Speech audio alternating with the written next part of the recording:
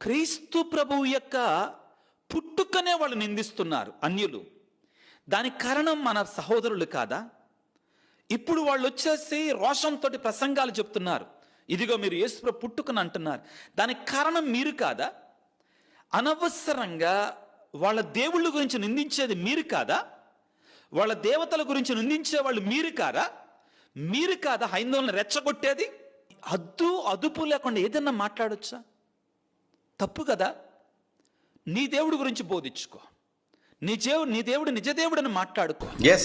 నీ దేవుడు అదుపు లేకుండా నోటికి ఏది పడుతుంది.